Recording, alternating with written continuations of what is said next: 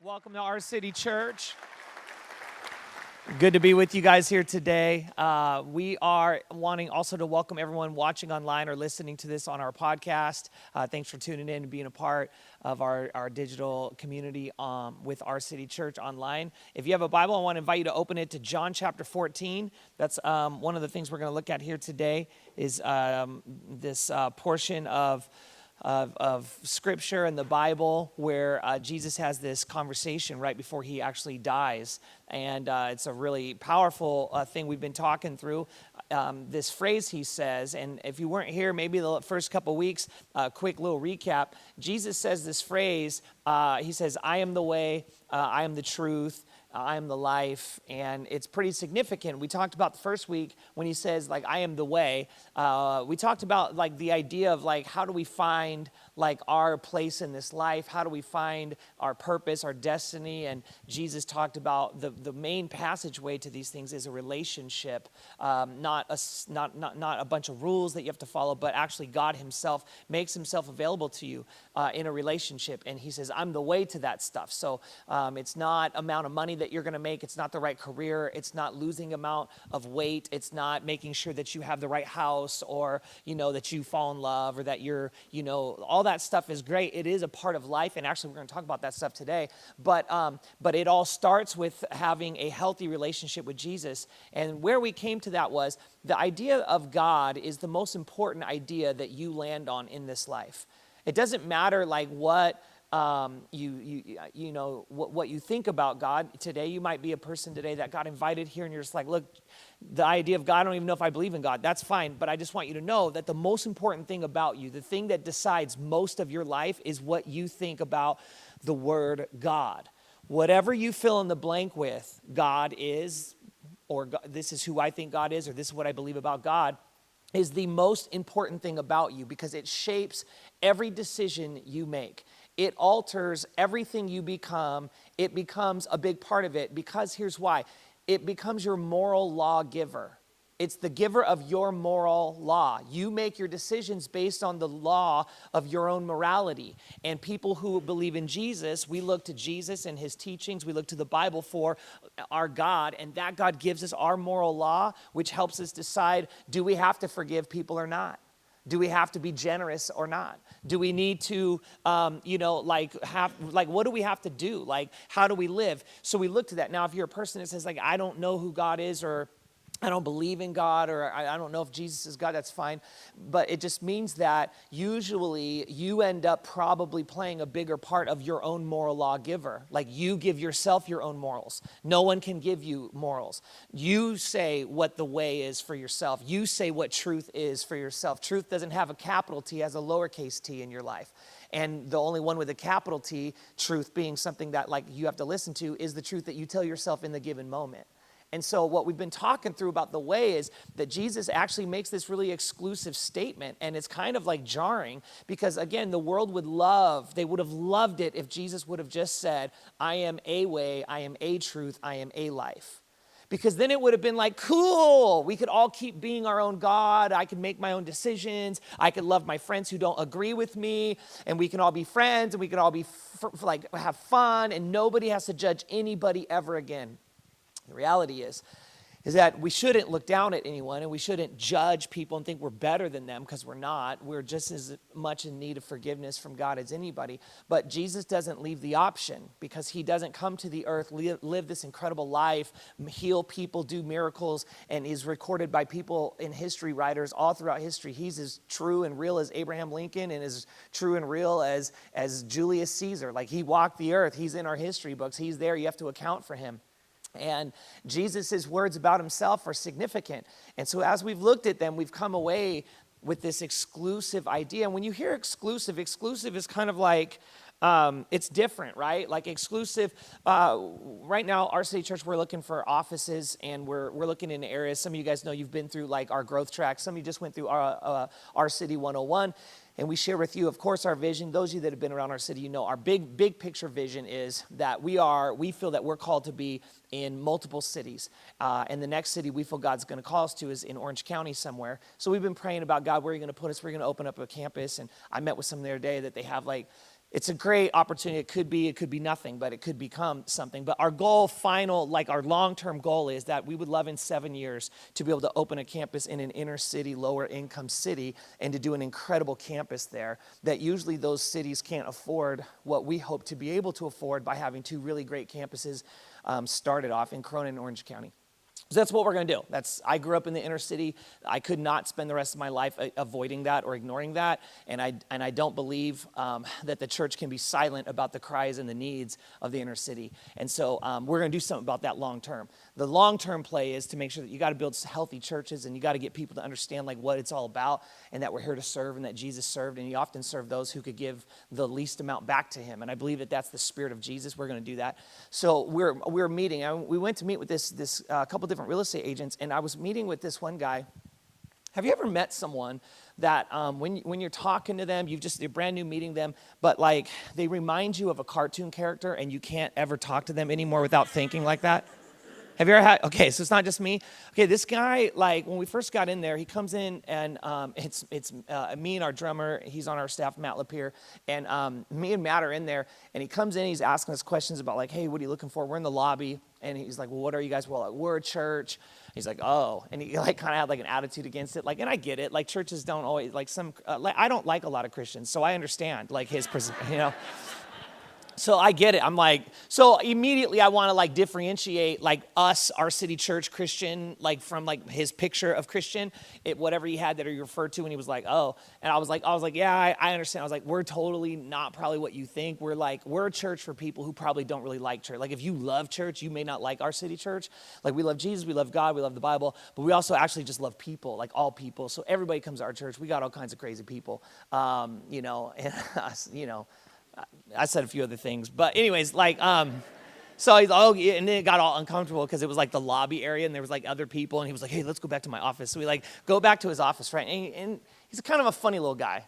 You don't understand? Not short, but just, you ever said that about somebody? Like, he's kind of a funny man, right? Like just, you're just a funny man. He's a funny man. And we walked into, he's nice enough. We walked into his office, and like on his office like desk, he had two chairs, and he was gonna sit behind it. And there was like stacks of paper, and there was like a cookie sitting on the paper. He goes, and he walks in, and he goes, "You want a cookie?" Like that. And I was like, don't try to use you leaving this cookie there like you're being hospitable. You're not. You didn't leave that cookie there for me. Like you're trying to make it sound like, hey, we laid these cookies out for you. No, you didn't. You just got a cookie there. And it's not even a good cookie. It's like a crappy, crunchy Chips Ahoy one, the blue bag.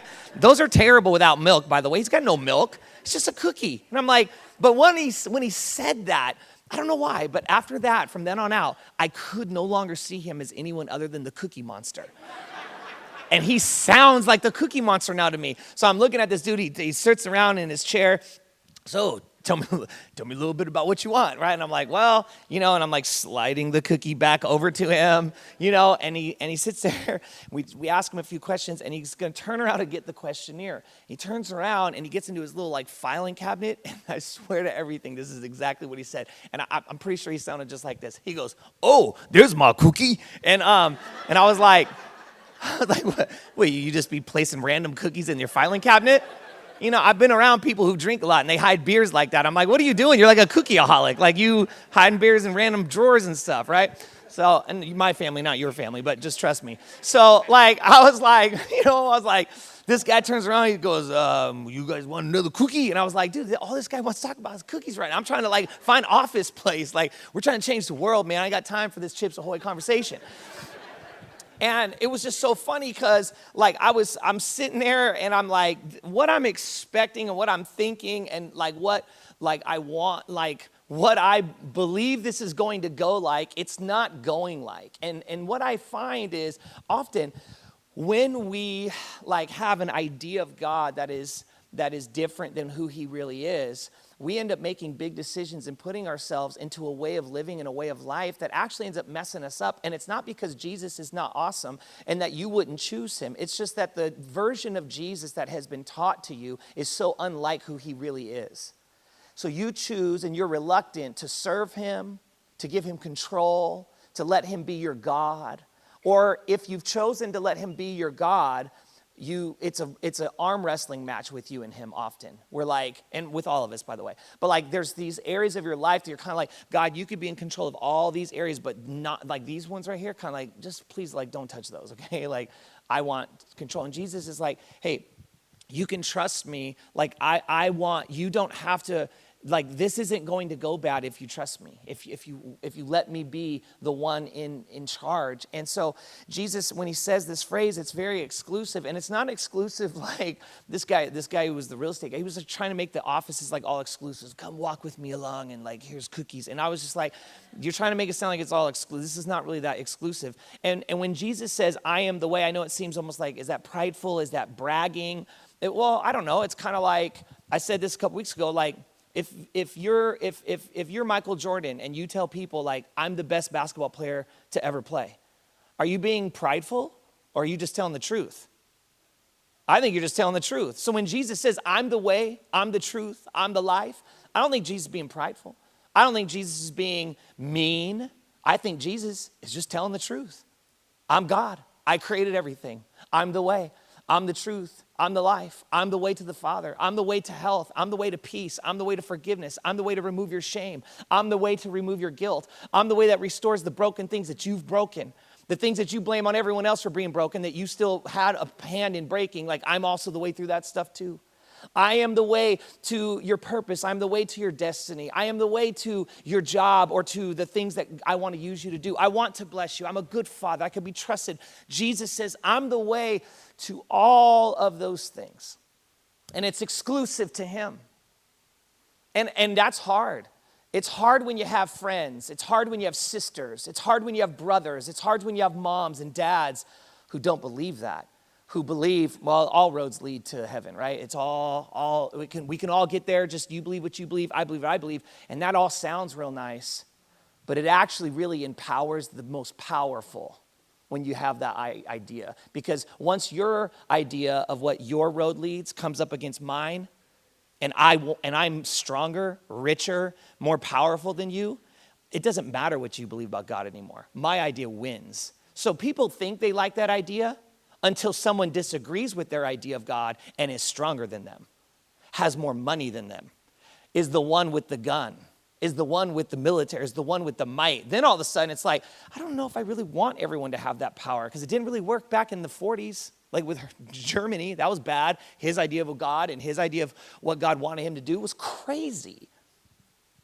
And this principle, this philosophy, it's alive and well in our nation, in our world right now. Everyone just believe what you want to believe. It's like, yeah, that just sounds so bunch of flowers thrown in the air together, and let's just all jump around like a fire with arms together, and it's just us. Let's just unify. And it's like, yes, I want to love everyone like that. But I am not ever going to tell anyone that I think all roads lead to heaven, because Jesus is so exclusive about his claim that he doesn't leave me that option. And that's hard. Now, he also says, just because I'm the only way, I'm the way, that doesn't give you a right to treat people who disagree with you with disrespect. Like, we're not empowered to go be jerks. In fact, if you think about it, Jesus dies for people who disagree with him. I guess my question to you is, how willing are you to love the people who disagree with your beliefs? Because Christians get prideful because they are like, well, we have the answer. We're right. The world's wrong. We're the ones that's right. We've got it. You're all going to burn in hell anyways. We'll see what you think then. And it's like this, there's this secret little like way that you inside, and that little part of you is sick. It's sin sick. It still wants to be right more than it wants someone else to experience forgiveness. Do you hear the difference? When your heart would rather have power, that you're the one that's right, and you want everyone in your family to know, they need to know this. I would press into that and say, what is that? You've disguised it as love and faith in Jesus, but it's disguised. That's not what that is. That's control. It's an evil pride that needs to be right versus a broken spirit that says, I weep in my soul for you because you're missing out on what Jesus has for you. Are you still broken for the people who don't believe your exclusive truth? Or does your exclusive truth give you exclusive power and pride? Because that's the mark of the way and the truth. And now let's talk about the life. Jesus says, I'm the life. And it's like, what does that mean? Well, we've got a lot of people that mean when you hear exclusive and exclusive life, it's like you get a private beach, right? Like that's an exclusive life. Well, the writer of Revelation's name was John. He got an exclusive beach too.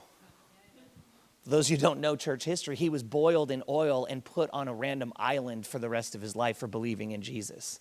That was his exclusive beach that he got for believing in Jesus. The idea that just because you serve Jesus, things get easier is not in the Bible. You get blessed, but you don't always get it easier.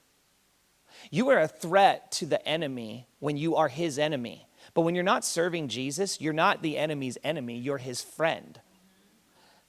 Have you ever noticed, those of you that are people of faith, that when you put your faith in Jesus, or you start taking steps towards Jesus, or you start trusting in Jesus a little more, you start tithing, you start forgiving, you start making church a priority, have you ever noticed how things just start going crazy, wrong, and hard and difficult in your life?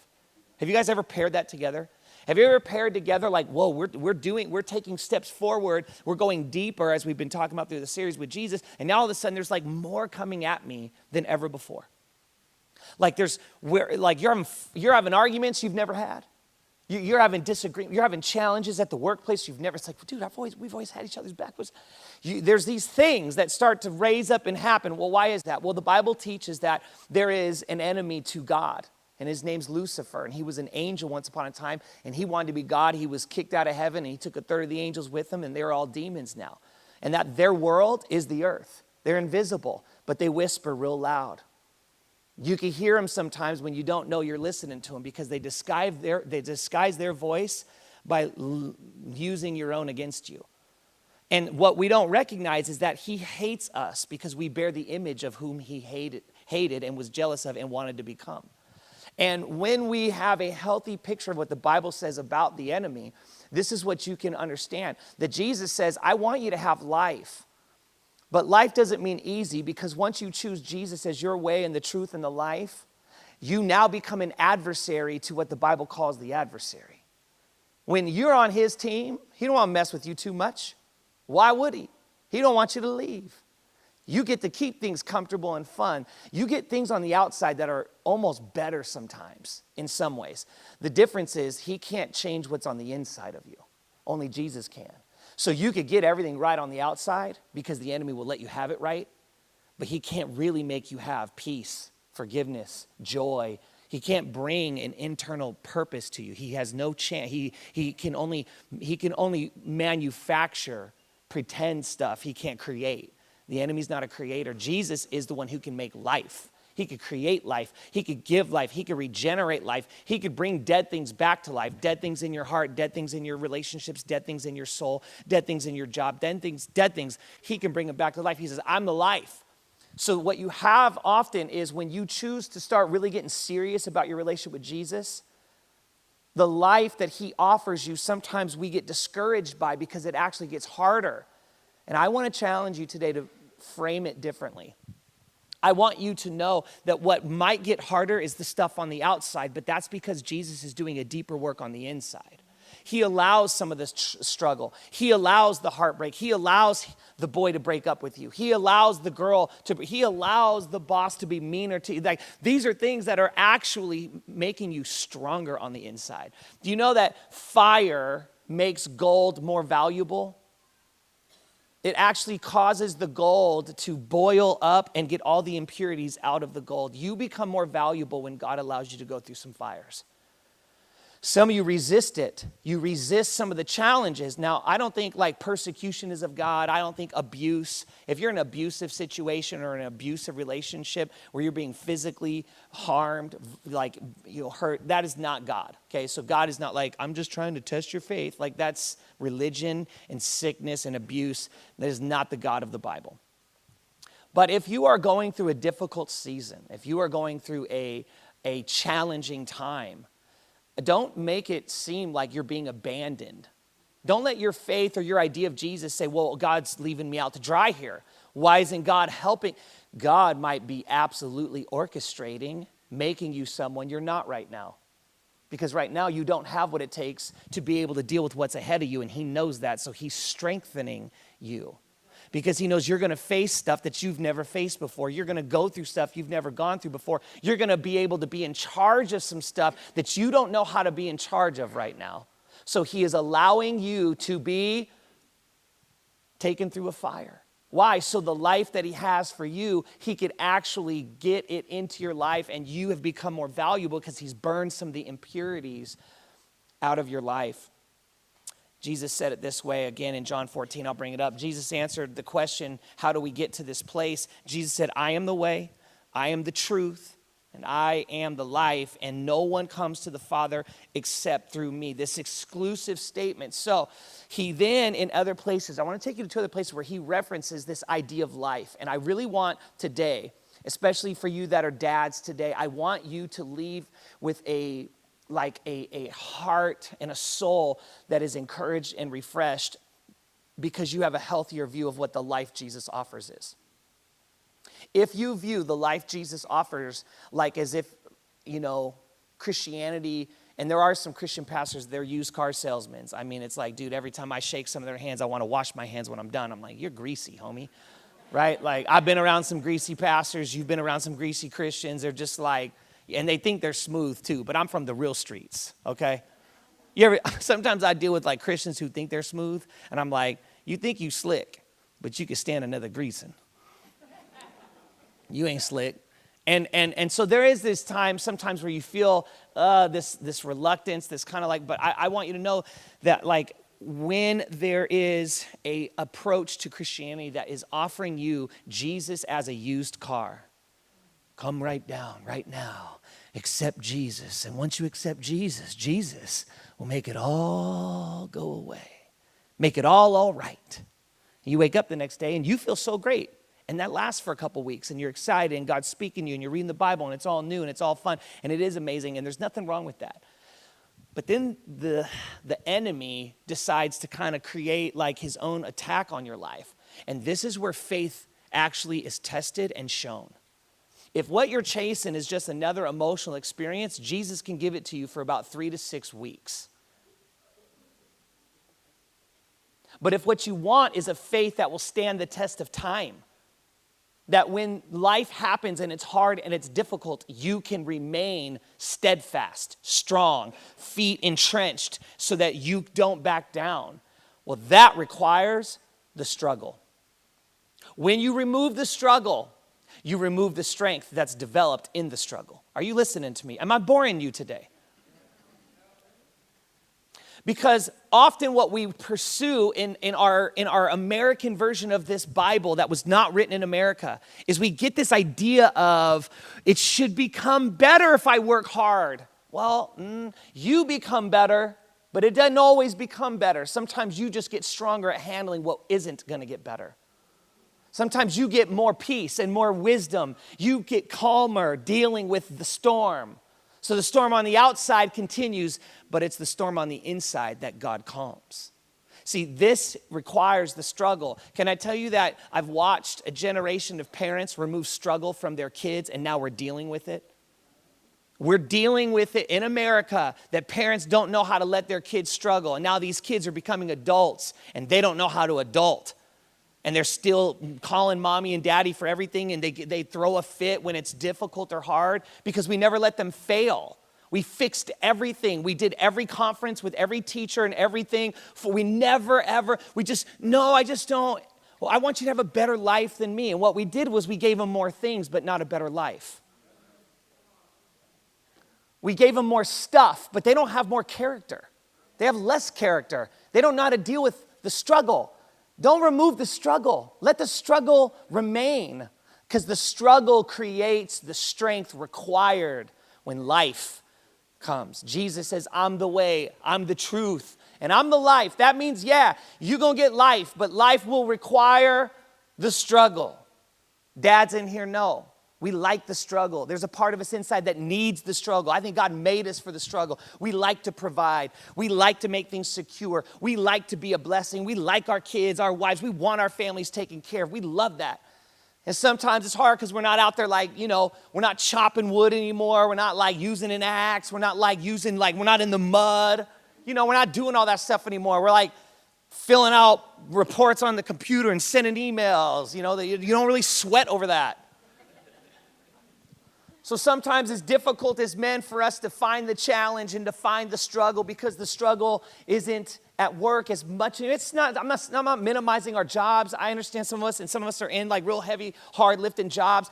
But the reality is that it's not like 100 years ago, man. We're not out there like trying to make sure like we go. This ain't the Oregon Trail. Trying to keep Tommy from catching like yellow fever. And that stupid buffalo goes across and you finally kill the buffalo, but then you can't even put the stupid buffalo on the Oregon Trail like wagon because it's too freaking heavy. They didn't tell us that. If you've never played Oregon Trail, this joke is not funny to you. But those that have played Oregon Trail, you feel me right now. But as men, it's not like physically demanding as it used to be. It's emotionally demanding. It's mentally demanding. It's spiritually demanding. And Jesus says to you today, I'm the way, I'm the truth, I'm the life. What does that mean exactly? Well, it means a whole lot more than you can know, but I want you to know this. I want you to have the life that is a blessed life, and that doesn't mean that things get easier. You think that there's some mountaintop with like a view of the beach with a favorite glass of whatever you want to drink in that moment with like all your family taken care of that you could get to, and when you're standing there, you'll be like, yeah, this is all I want for the rest of my life? You'll be bored in 3 days. That ain't life. That's not it. That you need the struggle. You require the struggle. Why? Because that means there's something else I'm still creating. There's something else I'm still making right. There's something else I'm repairing. I'm fixing. I'm providing solutions. I'm improving the quality of someone else's life, someone else's day. There's a reason for me. There's a purpose for me. You could die at 20 on the inside if you stop trying to make something better with your life. And you could be 100 and still be 20 on the inside as long as you keep trying to find a way to make life better for the other people around you. This is the life God offers us, and he doesn't offer us this life just, with easy ways. Oh, I just want to bless you all the time. And that, no, it's part of it. I bless Eliane. I want her blessed by me. I want her to know I love her and I care for her and she's secure. I want her to have the internal strength. But every chance I get to push just to challenge her, that life is hard and you got to do this, honey. Daddy ain't, no, you can do that. No, Daddy, I want you to do it. Everybody always told me, she'll have you wrapped around your finger. And I'd always look at them like, I'm not a 22-year-old first-time dad. That's what happens when you're a young dad. But when you're a grown dad, and I got 62-year-old friends, and my pastor's a 63-year-old with 14 grandkids, yeah, I emotionally I'm wrapped, but I'm her father. My job is to develop her into a mighty young woman. And that ain't going to happen if every time she wants it her way, I give in. She's 3. She don't know what's best for her development. I know what's best for her development. I say no when it's time to say no, and I give her blessing when it's time to have Saturday. I'm not saying Jesus don't give you Saturday. He does. Saturdays is a song in my house. Let her start with Sunday. You know why the Days of the Week song starts with Sunday? Because it's got to end on Saturday. Because Eliana knows Saturday. Saturday is how she said. No, she don't say that. She said Saturday. She loves Saturday. And she loves it because she knows that's the day that she gets to have. We got to work the rest of the days. Jesus, God, when God created, and Jesus was part of God, of course, when God created the heavens and the earth, he made 7 days. He worked 6 of them, and he rested on 1. And I think that that's a healthy way. It's like, you need to go to school. You need to work. You need to gain. And then you need to take your summer off and enjoy it. But you shouldn't spend the rest of your life in summer mode. Go back to school. Go get yourself a job. And stop trying to wait to get a career to get a job. If you're in your 30s or in your 20s and you're sitting around like, well, I don't really like this job, shut your mouth. Nobody want to hear that you don't like your job. I got a place I could send you around the world, and let's see if you like that job. Okay, there's people around the world would love your struggle. No. Get a job and go study and show yourself to be worthy of a better job. You don't deserve a better job just because. Because why? You ain't even got a good answer. No, that's not life. Listen to me. You thinking like that is a sickness in this young generation. That is not the will of God for your life. That is not the way Jesus sees this. No. You need to be thinking, I'll take what I'll earn it. I'll prove. I want the struggle. Make it hard. Let's go. Why? Because I rise to the challenge when it's hard. Why? Because I got the spirit of truth living in me. I got God's spirit. The spirit of the living God lives in me.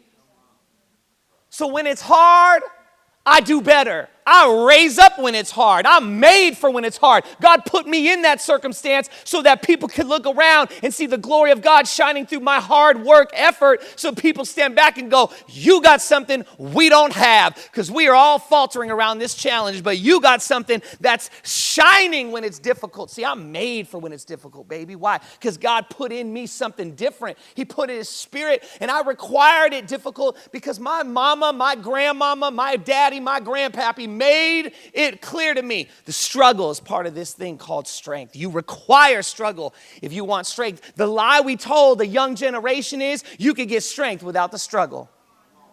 You can't. You don't get to have the life without the struggle. You must struggle. We need the struggle. We love the struggle. And everything around us is trying to make things easier on us. Look, don't get it twisted. I got filtered water. I microwave stuff, okay? I sleep in a nice bed. I got air conditioning. I like my car. I work like that. I'm not against having nice stuff. Don't hear that. That's not me at all. Do trust. I like when they bump me up to first class, okay? And I don't give the seat away. They bump me up to first class. I'm not looking for some like older dude to be like, oh, let me send you up. Be like, yo, man, look, I'll send him a drink or something, you know, but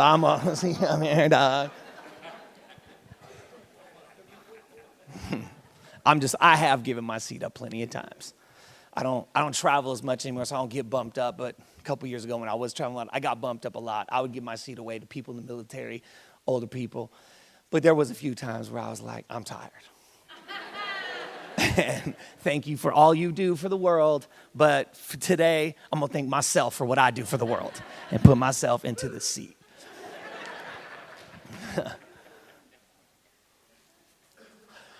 Jesus says, I'm the way, I'm the truth, and I'm the life, right before he is beaten and whipped and betrayed and talked to like he's a criminal.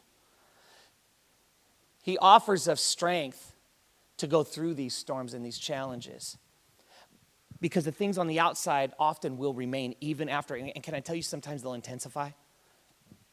They'll intensify. If you're a high school student right now and you decide you're going to serve Jesus for real, you have chosen to intensify your purpose. You've chosen to intensify the meaning of your life, that you won't just exist and casually just coast through high school. No, you'll have meaning. You'll love your life more than the girls and the guys that you're going to school with. I'm going to tell you that right now. Same thing if you're in college. That's the real, okay? But can I tell you the cost of admission to have that life? The challenge and the struggle. And some, man, they want purpose and destiny so much, it's like, hey, if it's hard, I'm fine with that. I want to stand with it. And you ain't got to do it alone. Jesus says, I'm there for you. We talked about it last week. Jesus said, if you want to obey me, then follow my commands, and then I'll ask the Father, and he'll give you the Spirit of truth, and the Spirit of truth will be with you, and then he will one day be in you. So he promises to give you what you need.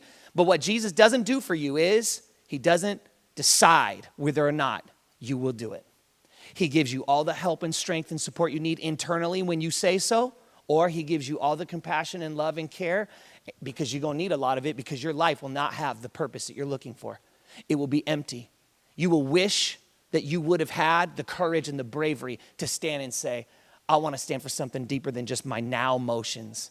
What's comfortable and easy now. You start getting used to making decisions based on what's easy and comfortable now, you will do it the rest of your life and you will be miserable because everybody else will be in charge of what you experience. Well, I don't want them to think this about me, so I'm not going to do it. Oh, who's in charge now of your comfort? They are. Because you're uncomfortable unless they're comfortable. That's dangerous. When you can't get comfortable with who you and Jesus are trying to become, who you're becoming in him, that means everybody else is always in charge of your comfortability and your life. And Jesus wants you to experience this. So I want to share with you 2 verses and then give you a few thoughts and send you on out of here. First one, Jesus said like this in Matthew 11, 28.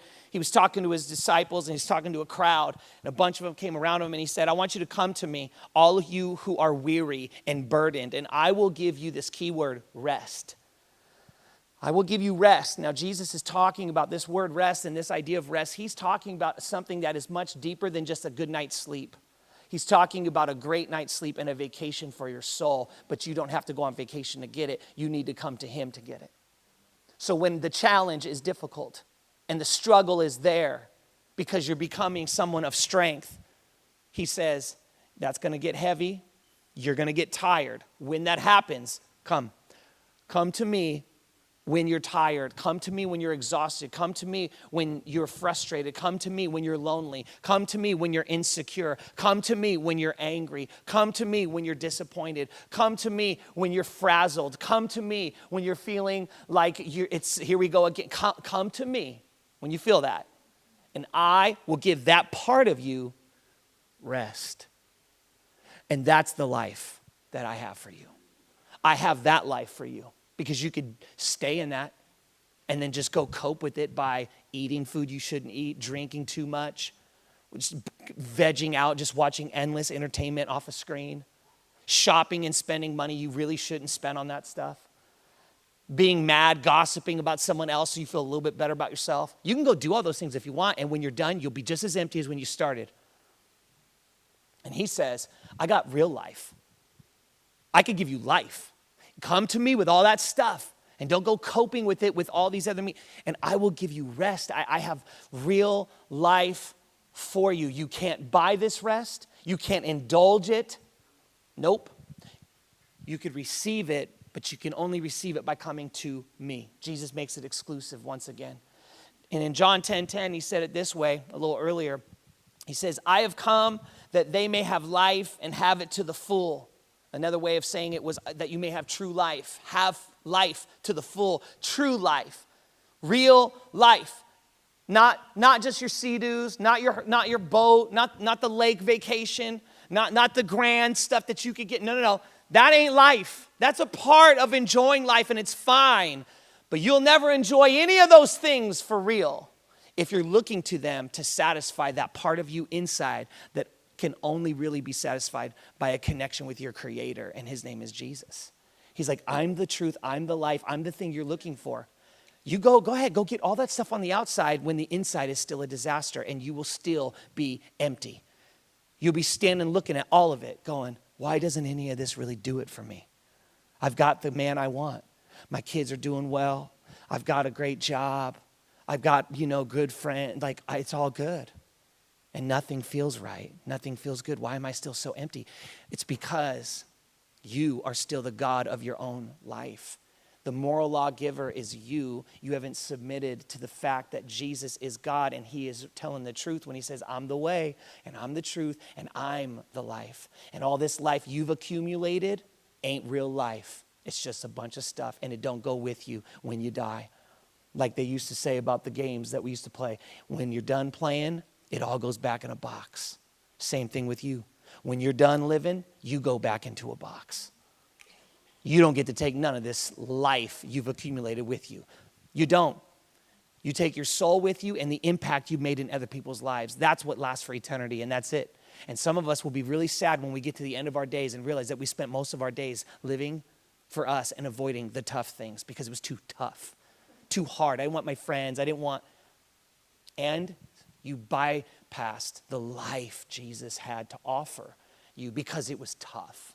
It was a challenge. I didn't expect this to happen. I thought Jesus was going to, because we got told a wrong story of Jesus. And at our city church, I want to make sure that you hear, yes, he'll bless you and you can have all those things. But if the thing ain't right inside, it don't matter how much you got on the outside. So what does this mean for you today? Well, I'm going to do two things with this. I want to talk about everybody, and then I want to talk to dads to conclude. First of all, I want to talk to everybody. When he says that you can have life to the full, true life, he's talking about, hey, I want you to have true life. For some of you, this is going to mean that you get to have a soul at rest. This means you get to be refreshed in your soul when you're not refreshed right now. It means you start having fun again, and you haven't had fun in a while. For others of you, it means that you create a margin. That you're not just like from this to this to this to this. And financially, you're not just like, oh, this and then we get paid and then it's gone. And then we get paid and then it's gone. And then it's debt and it's... No, you create margin in your emotions, in your finances, in your life, in your relationships. You get space to breathe because Jesus gives you life, real life. That is rest for your soul on the inside. Things might stay tough on the outside, but you connect to what he has, true life. Others of you, for him to give you rest, it means your soul gets refreshed to the point where the people around you can challenge you without you wigging out, without you flipping out. People can say things to you and say things you disagree with, and it doesn't boil your blood so bad as if it's a personal affront to the value that they have of you. That it's actually just a conversation of ideas. And it's not really a statement about your value or your worth. It's just, let's talk. And our ideas are different. And if I don't agree or if I say something that I think about your behavior, this isn't meaning I don't love you and I don't care about you. All it means is I'm sharing my experience with you about how I experience you. Because if you have the emotional ability to do that because you let him give you real life on the inside, then those types of conversations are available. You could be challenged. You could be questioned. And it's not, where do you think? Yeah, that's what, yeah, you want. People don't have to experience you like that anymore. They could experience you. Wow, I never thought we would ever have this conversation go like that. You could give people that. That would be real life. Not things, just a conversation with you that was a challenging one that your kids, your spouse got to have with you. Your friend got to have, your mom got to have with you, your dad got to have with you, and you handled it with a maturity, with the strength, and you gave that. You know what? That is not a gift. That's not a gift card. That's not money. You can't buy that. But that right there, that's real life to the fullest. And Jesus says, I want you to have that. That's for everybody. For the dad, I want to say a few things. Dad, I want to tell you that you're important. You're more important than our world tells you you are. We expect every dad to want to work hard but not get encouraged too much. It's a problem in our society. I think dads screw it up a lot. I think a lot of the wounds people have are because of dads. I get that. We ought to be accountable and responsible for that. But I also believe that the heart of a man requires a lot more encouragement than it receives in our society. And I'd like to be a part of changing that. I'd like to make sure we build a church where like every single dad, every man who comes in here is well encouraged and sees his value and is important. I do. I want to make sure that the pain of a man's heart is heard by our God and our church listens and knows. And I want to tell every dad in here, you're important. That your relationship with Jesus is the most important relationship in your family. There is no more important relationship than your relationship with Jesus. And if you have kids, the next one is your relationship with your wife. And your relationship with your wife will never be as important as it needs to be unless your relationship with Jesus is in its right place. Don't make your wife your God. She's not. She ain't the Holy Spirit. She's not Jesus. She didn't die for you. And don't give her the dissatisfaction of being incapable of satisfying what your soul really needs, which is Jesus. Because you'll be disappointed in her and it won't be her fault. It's not her fault when she can't give you what you need from only God. Go to God for that and then let her just be the wife. Because she could be a wonderful wife if she don't have to be wife and God. Forgive her, convict her. She's not your convictor. Listen to God. He'll speak to you. He wants to talk to you as a man, and he will. He's not a brutal father that wants to beat and yell at you. He wants to talk honestly with you. But we shouldn't rely upon all the time like, well, that's still being a boy. That's being Peter Pan out there hanging out with the lost boys, hoping Wendy takes care of everything. God wants you to be a man. We need men. We got too many boys running homes right now. And I get it. It's scary to be a man. Sometimes, you let lions out the cage, folks going to get scratched. And it's hard. And sometimes we're too aggressive, and sometimes they don't understand, and we're not understood. And so it's easier just to shut down, say nothing. You fix it. Let mom do it. I don't even care if she's going to get mad if I'm too, And so it's hard. It is hard. It is harder to do what I am saying. But the alternative is incomplete conversations that need a dad's voice in the home, need a man's perspective. And yeah, we need to learn how to share it. We need to understand that our words weigh 1,000 pounds and our emotion weighs 10,000 pounds. If you can learn to get your emotion in line with your words and let your words be effective, yes, stern, important, valuable, but let your emotion come down so it can be received, people will listen a lot more effectively, I believe. I think that your relationship with God, I can't understate this enough, is so much more important than you probably recognize. Initiate conversations about God in your car, in your home, wherever you go. Talk about what God's doing in you. Don't just talk about what everyone else needs God to do in them. Did you hear me? Everybody wants to hear what God needs to do in them. They do. But sometimes we cop out on what God needs to do in us by talking about what everyone else in the family needs from God. You talk about what you need from God louder than you talk about what everybody else needs from God. And when you do that, then you really make it easy on everyone to hear, oh, well, Dad's always talking about what God's doing in him. Maybe it's okay if I listen to what Dad's talking about what God needs to do in me. Because they do need to hear from you on what God needs to do in you. Because God will speak to you, and you're a father, you're a dad, you're the man. Like, that's important. We need that from our dads. Initiate it. Make sure church is not a negotiation. Make it a non-negotiable. Be like, we go into God's house. We're going to honor God's house in our house. And do that, but do it with your own heart. This is viable for a life that you want. It's not easy. I'm not advertising easy right now. I'm advertising difficult. But that's the role of a man, is to do what's hard and what's best at the same time. I would say that the difference between a boy and a man is never more important. A man lives by purpose. A boy lives moment by moment. A man considers like what needs to happen next and is planning for the future and considering it. A boy is just like, we'll figure it all out. Mommy will take care of it. And some of us men have not grown into men because we still expected mommy to take care of it. Mommy ain't gonna and shouldn't be taking care of it. And if we replace mommy with wife gonna take care of it, that's incomplete too. Now, look, there's things Brenda handles because I'm not good at them. But I initiate the conversation. Hey, babe, can we talk about this aspect of the calendar? Can we talk about this aspect of the budget? I need help with the administrative stuff because God gave me some gifts, and when he was handing out administration gifts, I was late to school that day. So I didn't get a whole lot of that. And Brenda's solid at it. So I'm not saying you just do all that. No, I initiate these conversations. They're important for me to initiate and bring them up. I do need the support and the help, and there's nothing wrong with that. I'm not weak because I need help. I'm weak if I need help and I don't ask for it. And I would say that a few other things is that a man plays for the team. A boy plays to be the MVP. A man cares if the team wins. A boy cares if he wins. A boy wants to be on the highlights for ESPN. A man wants to stand with his team with a trophy at the end. Be a man. Our world needs men who care more about the collective experience and uses his leadership for that. And I would say this lastly, is that a man repents when he's wrong and a boy makes excuses. Let's be men at our city church. Let's show and model to our wives the behaviors that we want in our homes. If you're a wife and you're a woman or you want to be a wife someday and you're listening, I would challenge you with the same behaviors. Initiate conversations. Respond to his strength.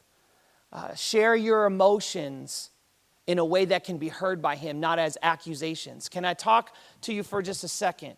There's not a man in this place that wouldn't lift the weight of the world for his family if he was talked to in a respectful way and heard the emotions as if he's not the problem, but the emotions are the heaviness for his woman. Don't make your emotions something he did bad. Just make them what you feel, and he could probably help you get rid of them.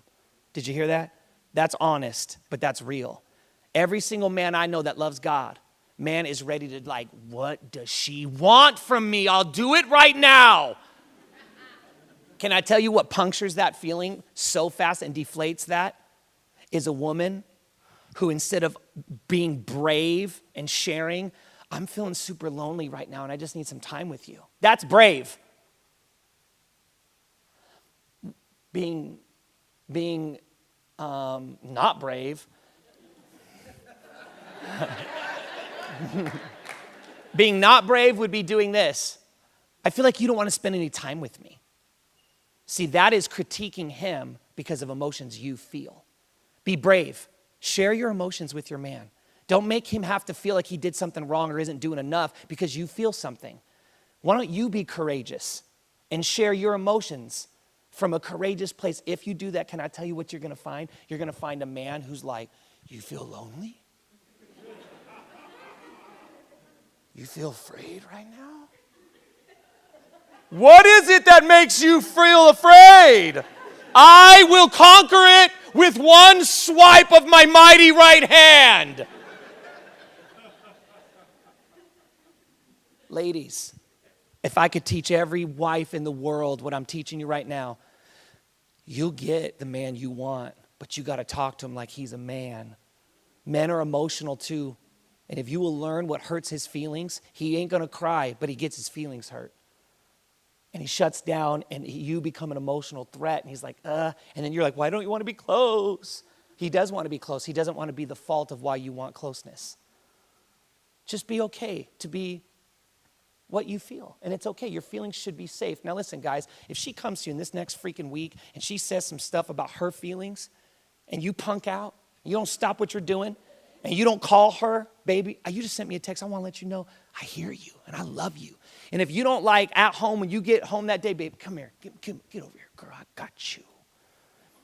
And she's brave enough and courageous enough to face the fear of being rejected, of being hurt, of you being another guy or another moment that doesn't care for her when she needs it. And if she's brave enough to look to her God for her way and her truth and her life, and she lets you in on the secret of fear and pain of rejection and says, I'm going to count on you to help me in my emotional storm and even be vulnerable enough to tell you the name of the emotion I'm feeling, and you don't respond, man, I ain't got nothing to say to you as a man. You a punk. You a chump. And you're a coward. And that's real. And you could put that on the podcast. I'm never going to ask a woman to be more brave than I'm going to challenge the men to be. Not Our City Church. This is a church for men. We're going to talk real. I'm going to keep it real. I'm going to say stuff that's going to shock you. Sometimes I'm going to act like a pastor who has theology degrees, and sometimes I'm just going to act like somebody who's telling it to you like you need to hear it. But I care about your marriages, and I hope you hear that loud and clear. I care about your kids. I want them to grow up in a healthy home. That matters to me and Brenda so much. And we do so much work in this space to make sure that we can tell you things and say things to you that you could apply, real stuff. Because if you can't use this stuff on Monday, I promise you we ain't going to say it on Sundays. Okay, I'm not up here telling you stuff you can't use. I want you to be able to use this stuff. So ladies, I challenge you this week that when the next time you feel like you just want to say something that he ain't doing enough or he should change, or it's evaluate, is this really just an emotion I'm feeling, but I'm not being brave enough in telling him what the name of the emotion is? And actually, I need you. Could you do this to help me? This would bless my heart if you would. And then you fill in the blank. I want to challenge every woman to do that this week. And then men, come on, men. I'm putting it on the tee for you. You get to be freaking the man this week. Respond like I know you will. I know a lot of us as men, we're just waiting for that. And we've been afraid to say what we really needed it to go like. And that's why you come to church.